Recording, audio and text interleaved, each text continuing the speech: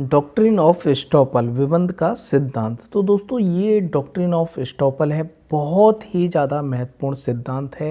ये एक साम्य का, ये इक्विटी का एक डॉक्ट्रिन है, नियम है। तो ये क्या है, सबसे महत्वपूर्ण बात, ये केवल सिविल सूट्स में यहाँ पर अप्लाई होता है, क्रिमिनल प्रोसीडिंग में ये अप्लाई नहीं होता है, क्रिमिनल मामलों में ये अप्लाई नहीं होता है, केवल सिविल मामलों में अप्लाई होता है। तो डॉक्ट्रिन ऑफ एस्टॉपल क्या होता है, यही आज हम समझेंगे। तो दोस्तों सबसे पहले हम इसे बिल्कुल सरल तरीके से एक एग्जाम्पल के जरिए हम समझते हैं। जैसे कि मैं एक व्यक्ति हूँ और मैं बी व्यक्ति को एक ज़मीन बेचता हूँ।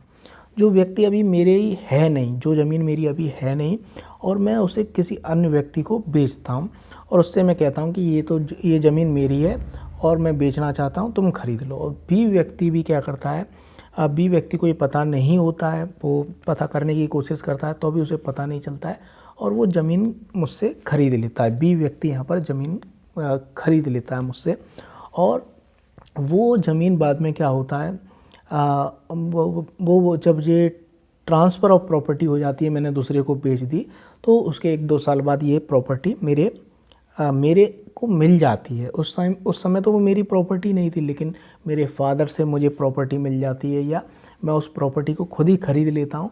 किसी भी तरीके से वो प्रॉपर्टी मेरे को मिल जाती है। तो ऐसी स्थिति में मैं ये नहीं कह सकता हूँ कि जिस समय मैंने प्रॉपर्टी बेची थी, मैंने जब ये प्रॉपर्टी बेची थी, मैं तो उसका मालिक था ही नहीं। जो ट्रांसफ़र ऑफ प्रॉपर्टी हुआ वो वॉइड था, मतलब वो इस तरीके से, क्योंकि क्या है, प्रॉपर्टी वही व्यक्ति बेच सकता है जिसकी प्रॉपर्टी है, दूसरा व्यक्ति थोड़ी ना प्रॉपर्टी बेचेगा।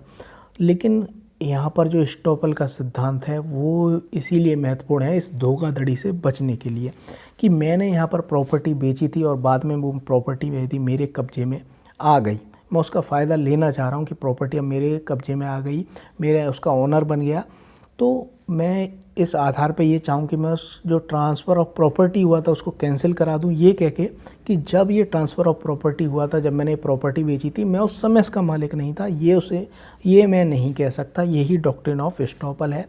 तो इस तरीके से जो चीट फ्रॉड है उसको रोकने के लिए डॉक्ट्रिन ऑफ एस्टॉपल बनाया गया है। इसके और कुछ महत्वपूर्ण उदाहरण देख लेते हैं। तो यहाँ पर क्या, उत्तर प्रदेश विद्युत बोर्ड ने यहाँ पर 3 वर्ष तक यहाँ पर बिजली जो थी, बिजली के बिल में 10% छूट देने की बात की थी, कि 10% की छूट यहाँ पर बिजली के बिल में 3 साल तक दी जाएगी। लेकिन 3 साल से पहले ही यहाँ पर उन्होंने ये छूट बंद कर दी। छूट यहाँ पर बंद कर दी तो ये माना गया कि इनको ये 10% की छूट 3 वर्ष तक देनी पड़ेगी, क्योंकि इन्होंने एक बार बोल दिया। तो ये विबंध का, उनके मुंह पर ये विबंध लागू हो गया उत्तर प्रदेश सरकार पे, और 3 वर्ष तक उन्हें ये छूट उन्हें देनी पड़ेगी। तो इस क्वेश्चन को हम पढ़ लेते हैं। उत्तर प्रदेश विद्युत बोर्ड 3 वर्ष के लिए प्रोत्साहन छूट के नाम पर नए उद्योगों को समस्त बिजली के उनके बिल पर 10% की छूट देने का वादा करता है। जो नए उद्योग हैं उनको प्रोत्साहन करने के लिए 10% बिजली में छूट देने की, बिजली बिल पर छूट देने की बात करता है। 3 वर्ष की अवधि समाप्त होने से पूर्व ही ये छूट की सुविधा वो वापस ले लेता है।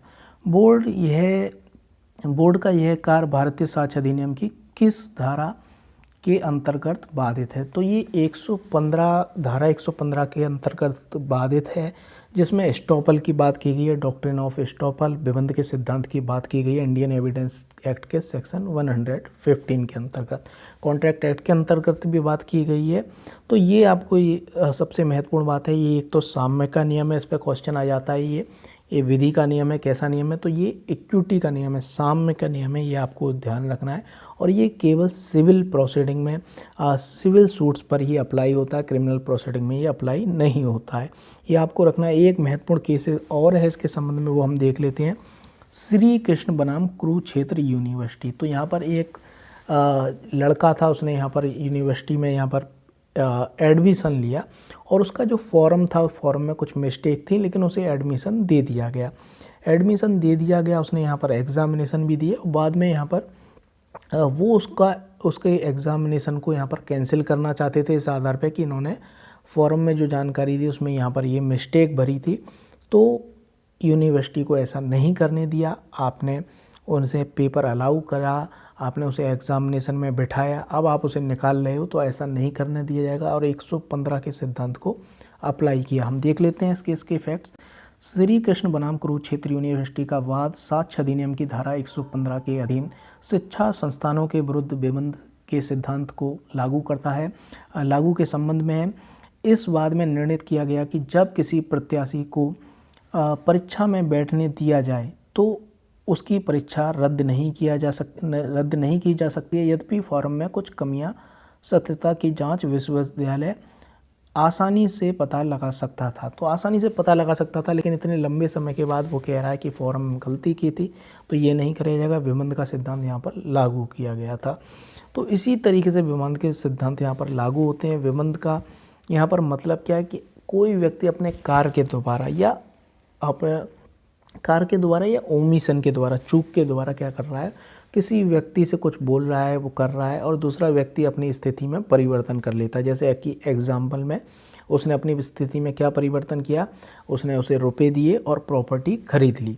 तो दूसरे व्यक्ति के कहने पे ही तो ऐसा किया और उसने यहाँ पर झूठ बोला था, या जो भी कारण हो सकता है। झूठी ये केवल फ्रॉड से बचने के लिए ही नहीं, और भी है कि बाय मिस्टेक भी यदि किसी से व्यक्ति से हो जाता है तो दूसरे व्यक्ति को इसका फ़ायदा दिया जाए। यही विमंद का सिद्धांत है। तो दोस्तों, आपको हमारा वीडियो कैसा लगा कमेंट बॉक्स में कमेंट करके ज़रूर बताएं।